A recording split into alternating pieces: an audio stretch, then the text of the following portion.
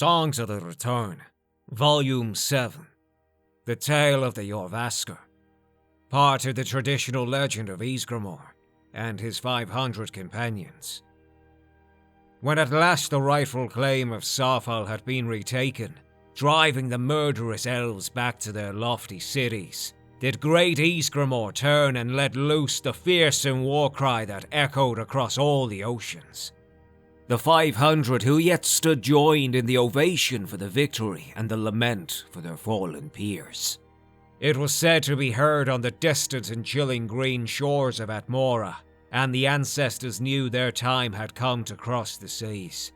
As the reverberations echoed out and drowned to silence, all looked to Ysgramor, who bore the blessed Wolfrat, for his next commandment. With his lungs that bellowed forth the fury of humanity, he bade them to continue their march, that the devious Mer might know the terror they had brought on themselves with their trickery. "Go forth," he roared, "into the belly of this new land, drive the wretched from the palaces of idleness, oblige them to squalor and toil, that they would see their betrayals as the old sin against our kind. Give no quarter, show no kindness, for they would not give nor show you the same. Our great forebear gave this order as he did not yet understand the prophecy of the twin snakes, that he would be fated to die before seeing the true destiny of his line." Hearing this, the circle of captains gathered each their crews unto themselves. From here, they decreed, we will go forth. Let each ship's band make its own way, seeking their fates to the open sun.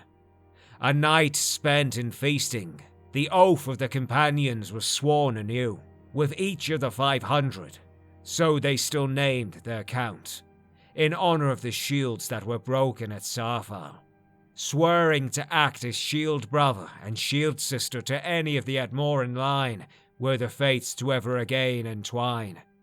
As the red hands of dawn stretched from the east, so broke the 500 companions of Ysgramor, setting about their journeys, sailing now across the land with waves of stone and crests of trees flowing under their futted hulls. The first to break from the grounded fleet was the crew of the Jorrvaskr, who had been formed of Ysgramor's closest friends. Their captain was known as Yeek of the River, so called by the Harbinger himself from their youths past in glory. When assembling their glistening hull, he sought out the labours of Menro and Manwi, who now bore the native timbers across this new land of Tamriel. Among their fiercest was Tisna, who was twice named, and Ter, his twin and shield brother whose girth was never spoken of to his face. There were others too in their band. Mexam, the walker, Brunel, who fought with his offhand, and Just, the smiler. These and others were sworn to Yeek, and they pushed forth into the shadows where yet the sun had not reached. Southwards they went, by beast and by foot. Elves they found, though none remained to tell what those battles entailed. The numbers of the Jorrvaskr never faltered, so shrewd were they in battle, with minds as sharp as their blades. Once, as the sun beat from its high home, yonder the tiny, the one who ran ahead, came over the hill to tell what was seen.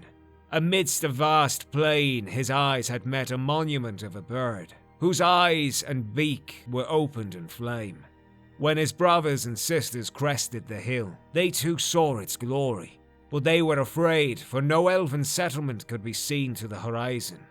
"But this is not seemly," said Clúi, who went by Loat when hiding his face. "Is not this wide land fit for harvest? Why have not the elves, vile to their core, seen to exploit and tame it?"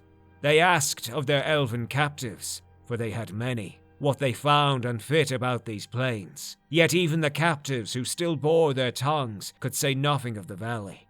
They looked with fear at the winged colossus, and from their babblings did the warriors of the Jorrvaskr learn that it was older than even the elves themselves. Of those who wrought it solid from its mother stone, nothing could be said, but it was known to drive a magic almost as old as Nirn itself. Some remnants of the gods' efforts to render a paradise in Mundus before the shattering of Lorkhan. This first of many, this crew of the Jorrvaskr, heathens and ancestors to us all, feared no stories or gods. Indeed, if there was something the elves feared, they would have it for their own.